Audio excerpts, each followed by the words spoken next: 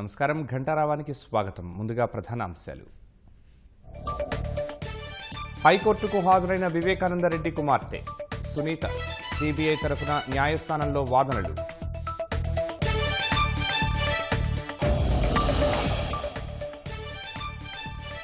ఏలూరు జిల్లా భీమడోలు పిఎస్లో నిందితుడు బలవన్మరణం. గొలుసు చోరీ కేసులో 3 రోజుల క్రితం అరెస్ట్. రాష్ట్రంలో 2 చోట్ల పిడుగుపడి 2 మృతి. అకాల వర్షంతో వరి మిరప రైతుల్లోనూ గుబులు.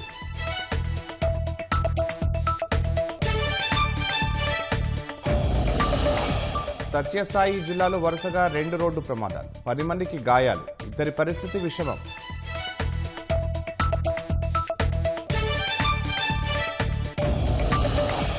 హైదరాబాద్ వర్ష భీభత్సం, నదుల్ని తలపిస్తున్న రోడ్లు. చెట్టు కొమ్మలు విరిగిపడి విద్యుత్ సరఫరాకు అంతరాయం.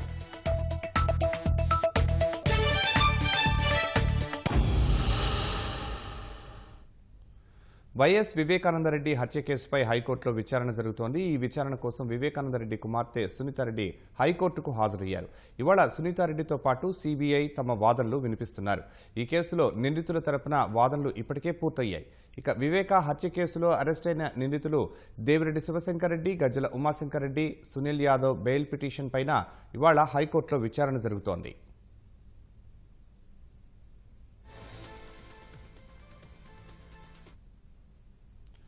ఏలూరు జిల్లా భీమడోలు పోలీస్ స్టేషన్లో అప్పారావు అనే నిందితుడు అనుమానాస్పద స్థితిలో మృతి చెందాడు. గొలుసు చోరీ కేసులో పోలీసుల అదుపులో ఉన్న అప్పారావు స్టేషన్లోని బాత్రూంలో బలవన్మరణానికి పాల్పడినట్లు పోలీసులు చెప్పారు. సూరప్పగూడానికి చెందిన అప్పారావును 3 రోజుల క్రితం పోలీసులు స్టేషన్కు తీసుకొచ్చారు.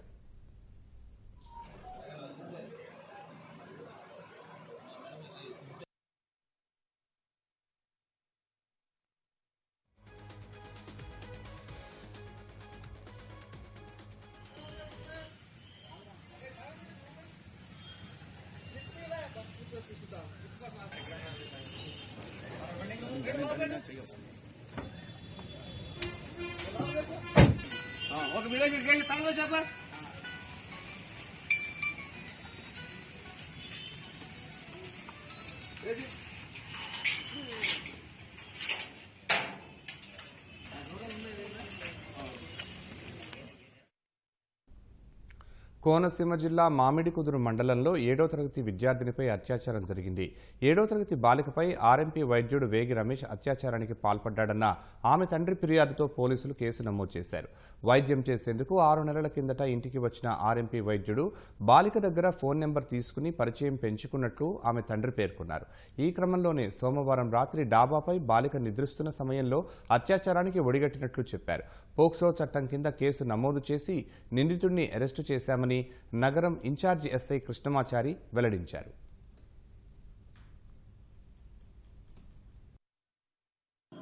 ఒక మైనర్ బాలిక మన మామిడికుదురు మండలంలో 7th క్లాస్ చదువుతూ ఉంది. ప్రస్తుతం ఆ వయసు 14 సంవత్సరములు. ఆమె ఈ ఇంట్లో ఉండగా అతను ఒక ఆర్ఎంపీ డాక్టర్గా వైద్యం చేస్తూ ఇంట్లో సాధారణ వైద్యం కోసం వచ్చి పోయే నేపథ్యంలో ఆ బాలిక యొక్క ఫోన్ నెంబర్ను, తండ్రి ఫోన్ నెంబర్ను తీసుకొని ఆమె యొక్క చిన్నతనాన్ని అమాయకత్వాన్ని ఆసరాగా తీసుకొని ఆమె మభ్యపెట్టి పరిచయం చేసుకోవడం జరిగింది. పరిచయం చేసుకున్న దరిమిలో ఒక 6 నెలల కాలంలో అతను ఆమెతో మభ్యపెట్టి గత రాత్రి అర్ధరాత్రి 12 గంటలకు తన తండ్రి గారు కిందకి నిద్రిస్తుండగా డాబా పైన వాళ్ళ అమ్మమ్మ గారు ఆమె నిద్రిస్తున్న సమయంలో అమ్మమ్మ గారు కాలకృత్యాదుల అవసరాలు మా కిందకు వచ్చిన సమయంలో గంట సమయంలో అతను గమనించి ఒక ఉదటన డాబా మీదకి వచ్చి ఆమెను బలవంతంగా అత్యాచారం చేయడం జరిగింది. ఆ నేపథ్యంలో మాకు వచ్చిన రిపోర్ట్ మేరకు ఎటువంటి జాప్యం లేకుండా వెంటనే 376 POCSO act section 4(3) of POCSO act ప్రకారం కేసును నమోదు చేసి దర్యాప్తుకు ఉపక్రమించడమైనది. కర్నూలు జిల్లా మంత్రాలయం మండలం మాధవరంలో ఓ బాలికపై జరిగిన అత్యాచారం ఆలస్యంగా వెలుగులోకి వచ్చింది. తల్లిదండ్రులతో కలిసి ముంబైలో ఉంటున్న బాలిక కొన్ని రోజుల కిందట మాధవరంలోని అమ్మమ్మ ఇంటికి వచ్చింది. స్థానికంగా కిరాణా దుకాణం నిర్వహించే ఆదాం అనే యువకుడు ఆమెను లోబరుచుకుని పలుమార్లు అత్యాచారం చేశాడు. ఆ తర్వాత ముంబైకి తిరిగి వెళ్లిన బాలిక తీవ్రమైన కడుపు నొప్పితో బాధపడింది. తల్లిదండ్రులు ఆమెను ఆసుపత్రిలో చేర్పించగా గర్భం దాల్చినట్లు డాక్టర్లు తేల్చారు. ఈ మేరకు బాలిక నుంచి వివరాలు సేకరించిన తల్లిదండ్రులు ముంబై పోలీసులకు ఫిర్యాదు చేశారు. చేశారు. దీనిపై కేసు నమోదు చేసిన ముంబై పోలీసులు మంత్రాలయానికి కేసును బదిలీ చేయడంతో విషయం బయటికి వచ్చింది. ఈ అత్యాచార ఘటనపై మంత్రాలయం పోలీసులు దర్యాప్తు చేస్తున్నారు. జగన్ రెడ్డిలో చలనం రావాలంటే ఇంకెంతమంది ఆడబిడ్డలు బలవ్వాలని తెలుగుదేశం జాతీయ ప్రధాన కార్యదర్శి లోకేష్ ప్రశ్నించారు. విజయనగరం జిల్లాలో ఘోరం జరిగిన సీఎం మనస్సు కరగదా అని నిలదీశారు. విజయనగరంలో హెడ్ కానిస్టేబుల్ కొడుకు చెర్రీ స్నేహితులతో కలిసి వివాహితపై అమానవీయంగా దాడి చేసి పిల్లల ఎదుటే అత్యాచారానికి పాల్పడటం దారుణమన్నారు. జే బ్రాండ్ లిక్కర్ తాగి రెచ్చిపోయిన మృగాన్ని కఠినంగా శిక్షించాలని డిమాండ్ చేశారు. గాయపడిన మహిళకు మెరుగైన వైద్యం అందించి ఆదుకోవాలన్నారు.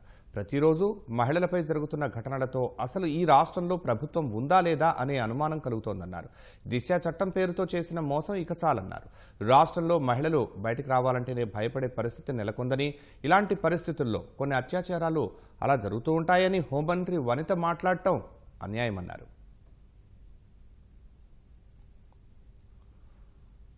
పల్నాడు జిల్లా వ్యాప్తంగా ఈదురుగాలులతో కూడిన భారీ వర్షం కురిసింది. మాచర్ల మండలం కంభంపాడులో పిడుగుపాటుకు గురై బాలుడు మృతి చెందాడు.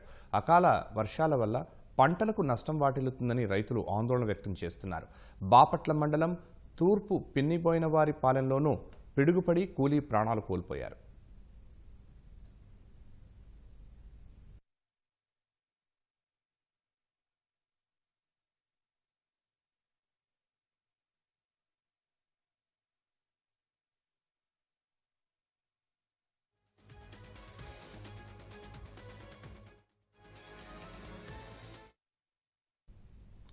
ప్రకాశం జిల్లాలో ఒక్కసారిగా ఆకాశం మేఘావృతమై ఉరుములు మెరుపులతో కూడిన వర్షం కురిసింది. దర్శి నియోజకవర్గంలో ఓ మోస్తరు వర్షం కురిసింది. అరగంట పాటు పడిన వర్షం వల్ల 4 రోజులుగా మండుతున్న ఎండలు తగ్గాయి. ప్రస్తుతానికి ఎండలు తగ్గినా ఈ వర్షం వల్ల రాబోయే రోజుల్లో మరింతగా ఎండలు మండే అవకాశం ఉందని స్థానికులు అంటున్నారు. ప్రజలందరూ తగిన జాగ్రత్తలు తీసుకోవాలని వాతావరణ నిపుణులు అంటున్నారు.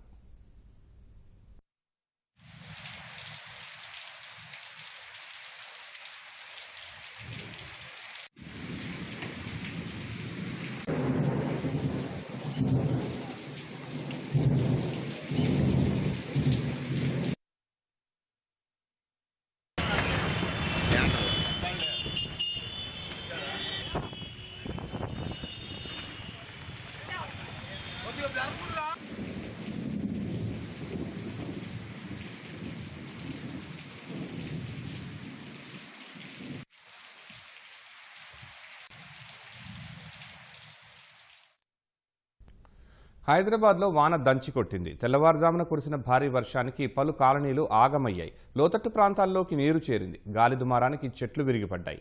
కొన్ని కాలనీల్లో విద్యుత్ సరఫరా నిలిచిపోయింది. ఉపరితల ద్రోణి ప్రభావంతో రాష్ట్రంలో మరో 2 రోజుల పాటు భారీ వర్షాలు కురిసే అవకాశం ఉందని వాతావరణ శాఖ తెలిపింది. తెల్లవారుజామున ఉరుములు మెరుపులతో కురిసిన భారీ వర్షం హైదరాబాద్లో భీభత్సం సృష్టించింది. రహదారులపై వరద పొంగి పొర్లింది. బంజారాహిల్స్, జూబ్లీహిల్స్, ఖైరతాబాద్, అమీర్పేట, పంజాగుట్ట, సికింద్రాబాద్, మారేట్పల్లి, చిలకలగూడ, బోయిన్పల్లి, తిరుమలగిరి, అల్వాల్, బేగంపేట్, సైదాబాద్, చంపాపేటలో భారీ వర్షం కురిసింది. హైదర్గూడ రహదారిపై భారీగా నీరు చేరింది. వాహనదారులు తీవ్ర ఇబ్బందులు పడ్డారు. బషీర్బాగ్ లా కళాశాల ముందు మోకాళ్ల లోతు నీరు చేరింది. మల్కాజ్గిరిలో షిరిడి సాయినగర్, ఎన్ఎండిసి, సత్యరెడ్డి కాలనీలు నీట మునిగాయి.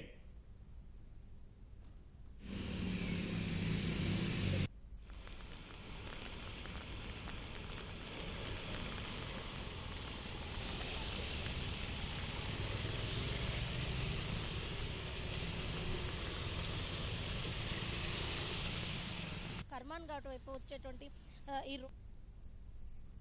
కుండపోతగా కురిసిన వర్షానికి పాతబస్తీలోని పలు ప్రాంతాలు జలమయం అయ్యాయి. ఇళ్లల్లోకి వర్షపు నీరు భారీగా చేరింది. యాకుత్పురా నియోజకవర్గం ధోబిఘాట్ ప్రాంతంలో బోట్ల ద్వారా చిన్నపిల్లలను సురక్షితంగా బయటకు తీసుకొచ్చారు. జీహెచ్ఎంసీ సిబ్బంది, పోలీసులు సహాయక చర్యల్లో పాల్గొంటున్నారు.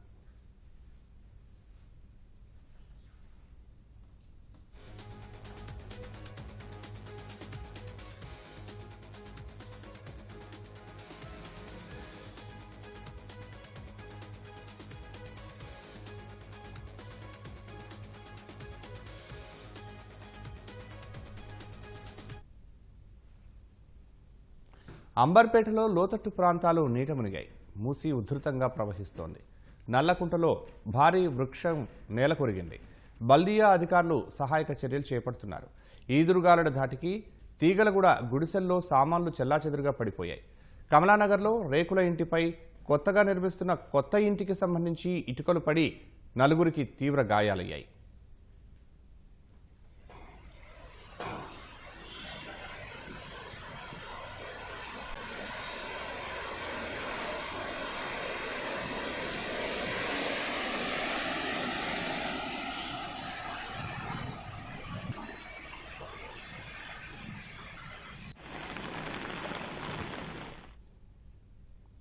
కూకట్పల్లిలో రహదారులపై నీరు నిలిచి వాహనాల రాకపోకలకు ఆటంకం కలిగింది. వివేకానంద నగర్ డివిజన్లో చెట్టు కూలి రోడ్డుపై పడింది.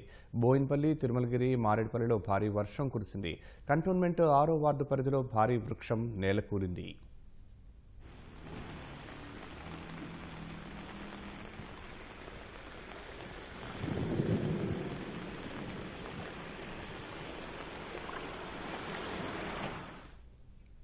ఎల్బీ నగర్, నాగోల్, వనస్థలీపురం, హయాత్ నగర్, తుర్కంజాల్, పెదంబర్పేట్, అబ్దుల్లాపూర్ మెట్ పరిధిలో ఈదురుగాలులతో ఉరుములు మెరుపులతో వర్షం కురిసింది. ఉప్పల్, రమంతపూర్, బోడుప్పల్, పిర్జాదిగూడలోని లోతట్టు ప్రాంతాల్లో వర్షపు నీరు చేరింది. కార్లు మునిగిపోతున్నాయి అన్న. సీతారాంపురంలో అయితే చేసినాయి నీళ్ళు.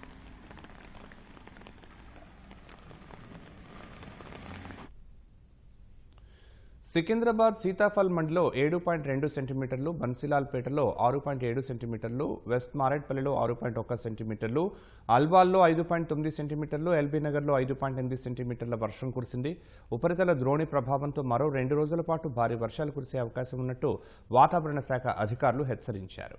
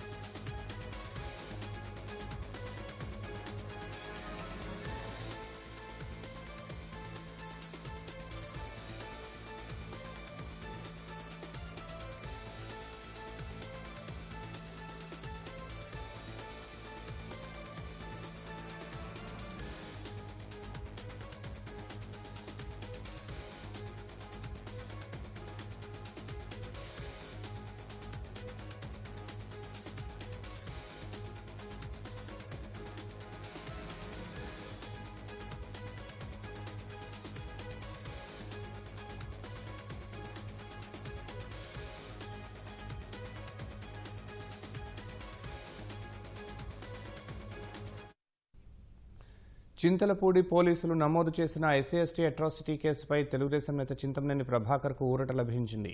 కేసులో తదుపరి చర్యలపై ధర్మాసనం స్టే ఇచ్చింది. ఈ అంశంపై మరింత సమాచారాన్ని మా ప్రతినిధి జయప్రకాష్ అడిగి తెలుసుకున్నాం. జయప్రకాష్, చింతమనేని ప్రభాకర్పై అట్రాసిటీ కేసులో తదుపరి చర్యలపై హైకోర్టు స్టే అంశంలో మీ దగ్గర ఉన్న సమాచారం ఏంటి? శర్మ, ఈ రోజు చింతలపూడిలో జరిగినటువంటి ఓ కార్యక్రమంలో బాదుడే బాదుడు అనే కార్యక్రమంలో మాజీ ఎమ్మెల్యే పాల్గొన్నాడు చింతమనేని ప్రభాకర్. అయితే ఆయన పైన ఆ రోజు జరిగినటువంటి కార్యక్రమంలో చింతలపూడి పోలీసులు ఎస్సీ/ఎస్టీ అట్రాసిటీ కేసు నమోదు చేశారు. దీనిపైన హైకోర్టులో పిటిషన్ దాఖలు చేశారు. పిటిషన్ పైన ఈ రోజు విచారణ జరిగింది. అందులో ప్రధానంగా ఎస్సీ/ఎస్టీ కేసు అనేటువంటిది దాఖలు చేయడం సరికాదు, తనపై అన్యాయంగా ఎస్సీ/ఎస్టీ కేసు నమోదు చేశారనేటువంటిది కోర్టు దృష్టికి వెళ్లారు. కార్యక్రమంలో భాగంగా తాను పాల్గొన్నాను తప్పించి మిగతా అందులో అతను ఎస్సీ/ఎస్టీ అట్రాసిటీ పెట్టేకి సంబంధించిన ఏమీ చేయలేదనేటువంటిది చింతమనేని ప్రభాకర్ తరపున న్యాయవాదులు ధర్మాసనం దృష్టికి తీసుకొచ్చారు. పోలీసులు కావాలని దానిపైన కేసు నమోదు చేశారనేటువంటి వాదనలు వినిపించారు. సో ఈ వాదనలు విన్నటువంటి న్యాయస్థానం పోలీసులు నమోదు చేసినటువంటి FIR లో తదుపరి చర్యలన్నీ నిలిపివేస్తూ స్టే మధ్యంతర ఉత్తర్వులు జారీ చేసింది. తర్వాత ఈ విచారణను తదుపరి విచారణను వాయిదా వేసింది శర్మ. జయప్రకాష్, ఈ కేసు పూర్వాపరాలు ఏంటి అసలు? అంటే ప్రభుత్వ విధానాలకు సంబంధించి ఆ రోజు రాష్ట్ర వ్యాప్తంగా జరిగినటువంటి ఒక కార్యక్రమంలో ఆయన పాల్గొని నిరసన వ్యక్తం చేశారు. ఈ నిరసనలో భాగంగానే ఆయన పైన SC/ST కేసు నమోదు చేసినట్లు చెప్తూ ఉన్నారు. అయితే పోలీసులు కావాలని నమోదు చేశారా అనేటువంటిది ఆయన ప్రధానంగా పోలీసుల మీద చెప్తున్నారు శర్మ. ధన్యవాదాలు జయప్రకాష్.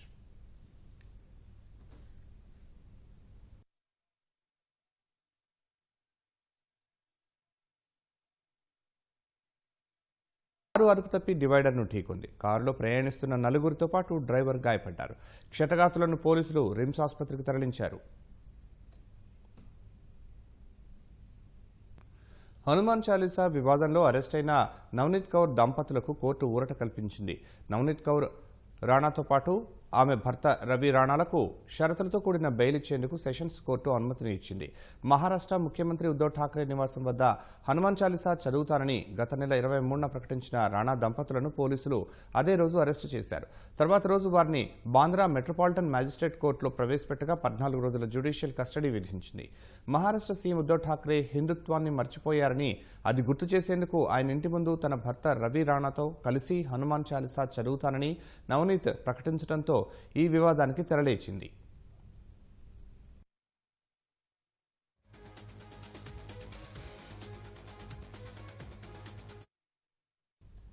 అంతర్జాతీయ యోగా దినోత్సవానికి ముందు Indo Tibetan border police ITBP సిబ్బంది యోగా కార్యక్రమాలు నిర్వహించారు.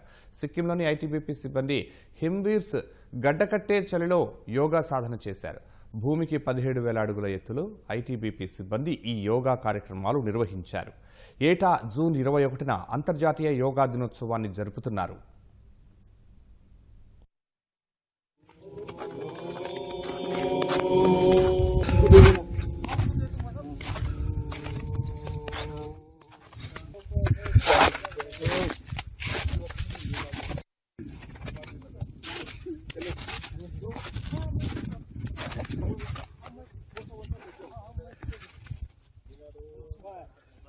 ओम करो ओम वीडियो के लिए क्लिक करा रो को ओम बोलो। हां हां सब वीडियो बना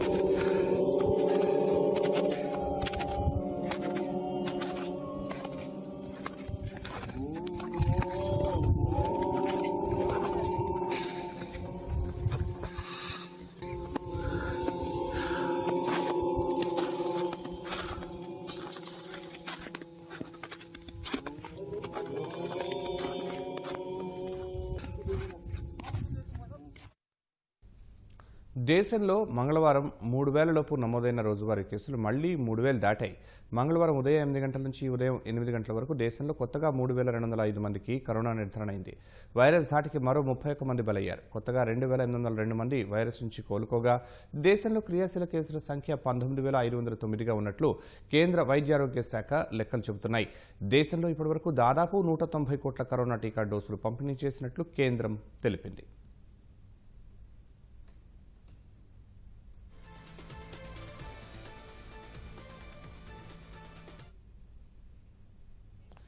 కేరళలోని కాసర్గఢ్లో ఓ కారు హల్చల్ సృష్టించింది. పూచక్కడ్ ప్రాంతంలో అదుపు తప్పి ద్విచక్ర వాహనాన్ని ఢీకొన్న కారు రోడ్డు పక్కనే ఉన్న బావిలో పడిపోయింది. బావి సమీపంలో నిలబడి ఉన్న ఓ వృద్ధుడు కారును చూసి చాకచక్యంగా తప్పించుకున్నాడు. కారులో 4 ఏళ్ల బాలుడు సహా 9 ప్రయాణిస్తున్నారు. ఉడుమా ప్రాంతంలో నివసించే అబ్దుల్ నాసిర్ రంజాన్ వేళ బంధువుల ఇంటికి వెళుతూ ఉండగా ప్రమాదం చోటు చేసుకుంది. స్థానికుల సాయంతో అగ్నిమాపక సిబ్బంది సహాయక చర్యలు చేపట్టి తాళ్ల సాయంతో వారిని ప్రాణాలతో బయటకు తీశారు. అనంతరం JCB సాయంతో బావిలో నుంచి కారును బయటకు తీశారు. వాహనంలో ఉన్నవారికి స్వల్ప గాయాలు కావడంతో వారిని ఆసుపత్రికి తరలించారు.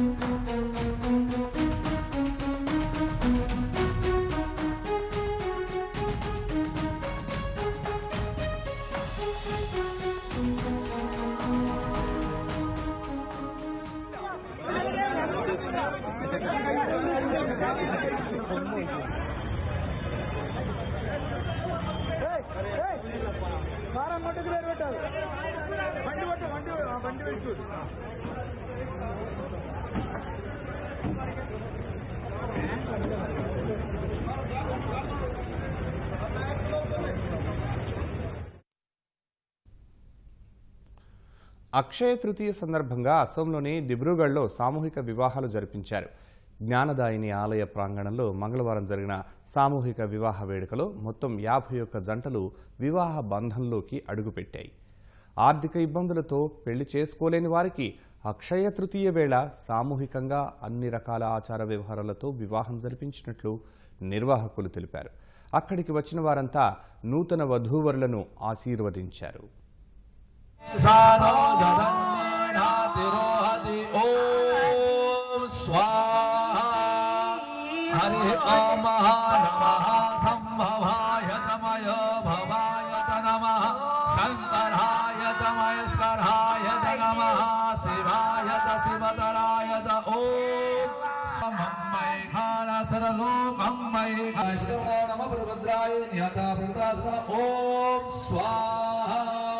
ओम नमो भगवते वासुदेवाय।